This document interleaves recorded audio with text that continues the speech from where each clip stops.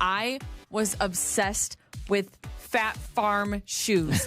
I had so you got to look this up if you can. Please it's Google PH images. Fat Farms.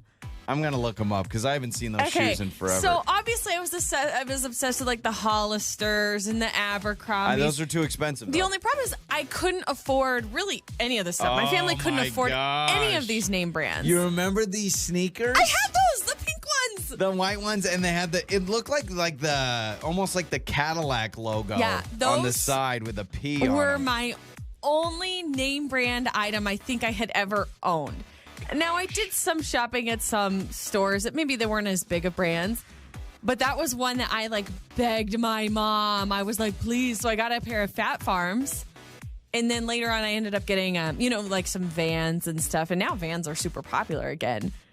But SeanJohn.com, by the way, when you go to SeanJohn.com, all it says is I got my name back. So they must have had some legal thing. Oh, you can apparently buy Sean John clothes on Amazon. Huh. And they have well, I don't know how often this has been updated. It's funny how different brands go back and forth on popularity. Do you remember back in the day, Champion was not cool? Champion was not cool. It wasn't a popular brand, No. but now it's like you see kids wearing Champion all the time, and it's super expensive now. I was always upset when my parents would give me Champion stuff. I was like a sweatsuit or something. Yeah, I remember sweatpants. I had a Champion hoodie, and I never wanted to wear it because I was like, oh, all my friends have Nike, Adidas, whatever, Under Armour. And I was like, I don't want to wear the Champion hoodie. And then years later, I'm seeing all these kids, and you're right, it's expensive. I'm like, no, Champion used to be cheap. It's like the hot commodity now. You used to get it on the cheap. So, but definitely, if we're talking shoes, I don't know why I keep talking shoes, but Vans was another one that I got into. I never got into Vans until probably 2-3 years ago. I started now that wearing, it's popular again. Yeah, I started wearing Vans now as a grown adult. I never really wore them as a kid. I thought Vans were for the school bully skateboard kid. Those are the rough kids. I was a wore skater girl. Vans. I had Velcro Vans. I had the cool strappy Velcro Vans. Yeah, so Hollister definitely.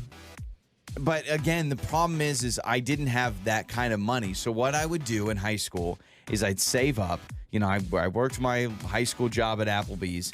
I'd save up money, and then I'd buy one shirt from Hollister. And by wear the way, the crap out of it, right? Yeah, That's what I wear did too. It all the time. I had a Hollister hoodie. I took my senior pictures in it. We posted my senior photos. I've got the striped Hollister hoodie.